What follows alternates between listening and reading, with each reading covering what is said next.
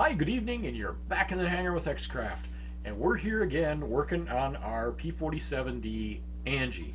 And I'll give you a quick preview here. Boom, this is what we're doing.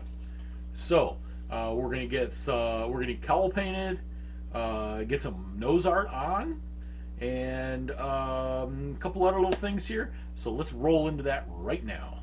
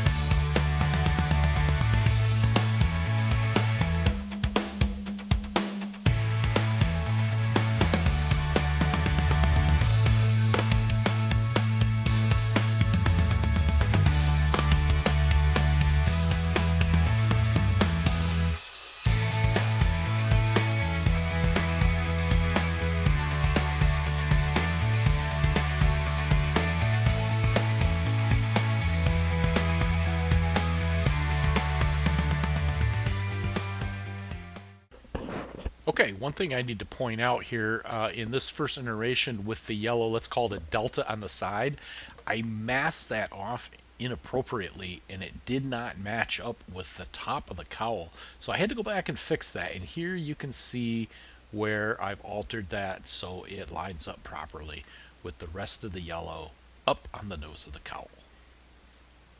Okay, you just saw a time lapse of some of the progress we made on Angie. And this is what we've got now. So we have a painted cowl with our replacement panel and the nose art that came from a different airplane, remember, according to the article that I had found, and I posted that in the comments below in the previous video. So once again, this black panel, this silver panel with the nose artwork came from a different aircraft. It started out, this aircraft only had the name Angie on it. And then someone found this. Apparently in the derelict yard. It was salvaged and used on this aircraft. So we got that all painted, both sides and the bottom. I had to take a liberty on the bottom here because there are no images of the bottom of the cowl.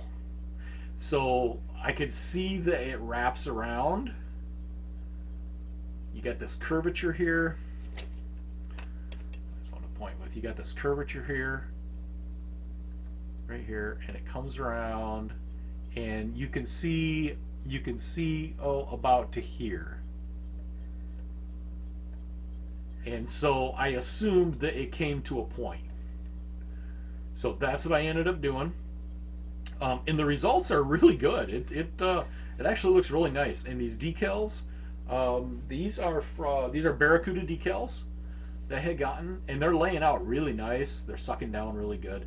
No issues with them falling apart. Like I bought some aftermarket decals, and they just turned to little shards of garbage, and they were completely useless. So anyways, these are good decals. I would definitely buy Barracuda again. We've gone ahead and I painted this panel that goes around the machine gun ports. This was supposed to be silver. So we got that done. We got landing gear door painted with the neutral gray. And that's for the side of the aircraft with the olive drab wing. And this other panel here, that's been painted neutral gray. These here are aluminum for the opposite side. Also got the canopy installed, so we don't have to worry about protecting the canopy anymore, so all the foam's been removed and whatnot. And I'll leave that masked off until we got decals all on and clear coat is done. But that's unmasking the canopy, that's one of my favorite things to do. It really makes things pop. So, but I am very, very pleased with the way things are looking. So for the landing gear doors, I used Vallejo neutral gray. I used Vallejo olive drab. In this case, it's a primer, a surface primer, but I think it's the same thing as in either olive drabs. Matter of fact, I don't even know if they make an olive drab in the smaller bottle. This is what I had found, and it works quite well. So that's what I used for all of the olive drab. The yellow, I used the Mission models. This particular one is Highway Yellow. It's the same color actually that I used on the Devastator, if you happen to watch that one. So we're gonna let this set overnight and let these decals really cure out nice and suck down and get nice and tight, so don't risk damaging anything. I hate I have a bad habit of sometimes going too far and sticking my thumb where I shouldn't and messing up a decal. I'm just putting a little bit more of the softer onto the Angie decal. So this is where we're at. Next video, we'll probably, I don't know, work on landing gear or get decals done or something. We're getting really pretty close to wrapping this up, or getting to the point where the model is built and we'll be doing some weathering and whatnot. So we don't have a lot more to do on this one. It's a pretty quick build, but so far it's been a good build, despite, you know, a couple issues with some panel assemblies, filling and whatnot during the main construction. But overall, it's a decent kit. The Tamiya is better, I'll tell you that. So we're going to leave it here for now. And remember, if you like these videos, please like and subscribe. Tell your friends. And don't forget to keep your fingers out of the glue.